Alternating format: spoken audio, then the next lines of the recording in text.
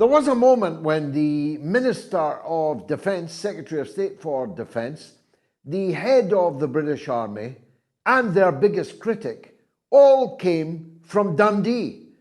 I was the latter, of course, the biggest critic. But we now have a situation where two of the most effective critics of the current international situation all come from within 10 miles of each other. I'm one of them. My next guest is the other. He's a very clever Scotsman indeed. He is James Melville, an internet sensation who has risen and risen over the last few years because of the smartness of his analysis and his eloquence in making it. James, welcome back to the show. Here's the big question. I don't know if you know the answer, but why did Gates, Soros, and Schwab all miss the World Economic Forum in Davos this year? Is there something going on? Is there an even more devilish conclave somewhere else that they were all attending? Well, thanks for the intro, first of all. I mean, there must be something about the east coast of Scotland that creates opinionated viewpoints. And just one thing as well, I mean, I've often thought this about yourself, George, and I seem to get this as well. We haven't left the left, but large components of the left appear to have left us. And that sort of manifests itself with the jamboree and the WEF and Davos. Actually, Schwab was there, I think, but the other two weren't. And I think what's happened since the COVID response onwards is people are looking at a lot of these bad actors and these sort of jamborees. It's not just at the WEF, but it's also at COP, G20. And they're looking at our leaders and our billionaires, effectively the elites, even though they're their parasites. And they're looking at these individuals saying, they're over there, clinking their glasses. But meanwhile, we're over here, us plebs, and we're dealing with a cost of living crisis.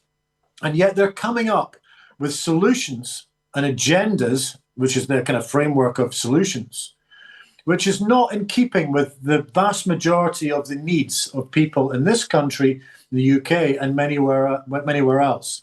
I think what we've now got is a set of corporate politicians in alignment with technocrats and greedy corporations who are using a virtue con to try and hoover up a lot of our assets, whether it be energy, money, data, and healthcare, and so on.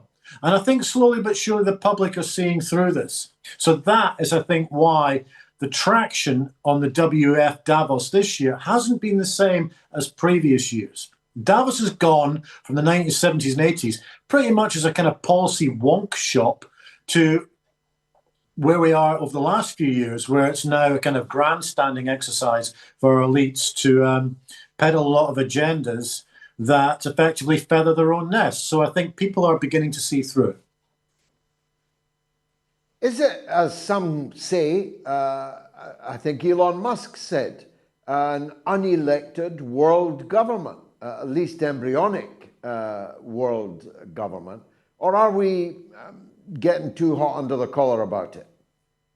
I don't think the WF is the source of a future sort of new world order or world government. I think they're a PR machine. I think they're a networking club where it allows agendas to be formed and all these elites to meet up. If you look at some of the stuff that WF have been sort of populating society with through their papers and their tweets over the last 4 or 5 years about sort of getting rid of meat and net zero agendas and responses to COVID and all of that stuff. And a lot of technological advances are wrapped around the Great Reset and the Fourth Industrial Revolution.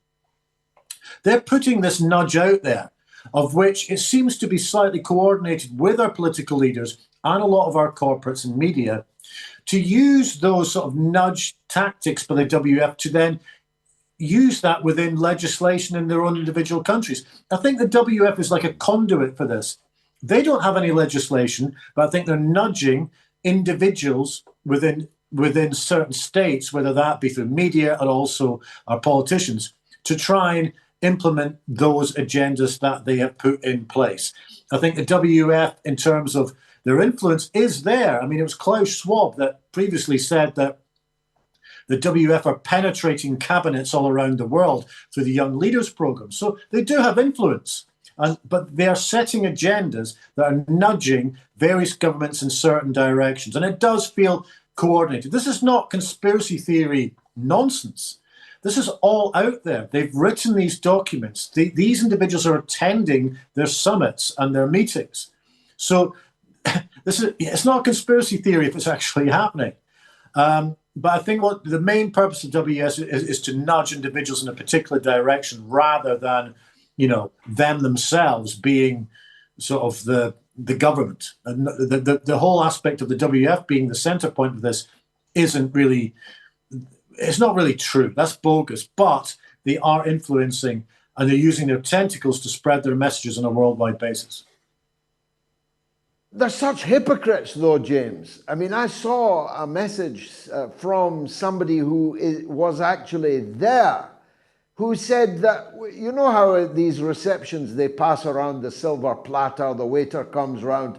It was all sausage and meat in a gathering that is telling people to stop eating meat. They tell you to stop flying, but they all fly in their private jets. They tell you to go green, drive electric, and they're pounding in their four-wheel drives, their Escalades, and so on. There's such hypocrites about it all. Completely, but this is happening at COP as well. I mean, it happened in Egypt, happened in Glasgow as well, where they're serving silver platters of meat dishes, but also flying in by private jet. I think there was some analysis done on the Davos last year and COP last year in terms of carbon footprints, and in terms of private jet use, it was off the scale, combined with the motorcades. So what we've got right now, George, is a bunch of highfalutin elites who are attending, whether it's COP, G20, G7, WEF, and they're preaching to the rest of us how to save the planet. Now, I'm a lifelong environmentalist, but I'm a believer that we have to have solutions to save the planet that actually work. And I will actually take my advice on those solutions from individuals who are not just talking the talk, but walking the walk. So when you see royalty, politicians, technocrats, and business leaders who are flying into these jamborees to tell us then to save the planet, despite the fact they're using private jets, I'll take their advice with a pinch of salt. And I think the majority of people are waking up to this. They're looking at these individuals, attending this time and time again, not just WF, but COP and so on, and thinking these individuals are so out of sync with the real needs that are facing people all around the world right now. We're in the middle of a cost of living crisis. And we have a government and an opposition, and also local authorities as well, who are coming up with solutions that are authoritarian, draconian, and actually crass logic. And they're actually affecting businesses. If you look at something that's happening, for instance, around the country, whether it's in Oxford, Islington, but it's also proposed in Scotland for 15-minute, 20-minute cities, which, based on what's happening in Oxford, business leaders are aghast about because it's cutting their trade. And if you look what's happening in Scotland now, I saw this today, whereby they're now proposing in Edinburgh that no meat will be served on any school menu or any hospital or care home. So we're coming up with these solutions that start off with things like the WF and then bleed across our political discourse nationally, then locally. And the rest of the population are going, I've had enough of this. And I think there's been a sea change. While people were largely compliant to the rules and restrictions over COVID, I mean, I disagreed with a lot of these restrictions, but people went along with that. But I think what's happening now, in particular with some of the agendas that are coming out of the WEF around net zero, even environmentalists are looking at some of these so-called solutions on net zero and thinking, this is crass logic. It doesn't add up. And it's savagely affecting individual livelihoods, and in particular, the opportunity and the freedom for businesses to trade effectively. Well, we were only allowed fish on a Friday. Are we going to have fish every day, or do they count that as meat? That's a good point. I think where we're at now is that for me, if you put all these parts together, it is a giant virtue con, whereby what they're doing, it's the oldest trick in the book in terms of authoritarianism, is to say, we are the good guys. We come up with good measures. But actually, it's a smokescreen for what they really want. And that is a gigantic asset plunder of all our freedoms and assets. And I think people are beginning to see through it. They can peddle what they want in the WF or COP, but it's laced with hypocrisy. And people are looking at these individuals and thinking, well, they're actually not focusing on the real issues that are happening in countries around the world. And right now, that is the cost of living crisis. So you have, for instance, in the UK, an energy crisis, both in terms of supply and also price. Yet the energy supply and price issue in the UK, the government is saying it's somehow to do with the Russians in Ukraine, which is ridiculous. That's largely caused because the storage facilities of energy, in particular gas, have been cut by this Tory government over the last few years. So much so that Britain has one of the worst storage facilities in Europe. Therefore, we have to import gas from Norway. That is one of the main reasons why our gas costs are so high. So we're in this sort of framework whereby people are looking at this more and more and more and thinking, well, okay, I went along with it over the COVID response, but I'm not buying this anymore because I'm losing my conveniences, I'm losing my livelihoods, and the government are failing to address the cost of living crisis. Meanwhile, our elected representatives are spending more time grandstanding around forums in Davos. Now, we all know that Davos is a sort of talking shop for the great and good and the elites, but it's resonating with people in the fact that you're getting individuals like Sunak and Starmer. Sunak hasn't been at WEF, but he was at COP. Starmer's at Davos. These individuals shouldn't be there. They should be working to try and resolve the problems that we face in this country. And I agree with the point that you said earlier.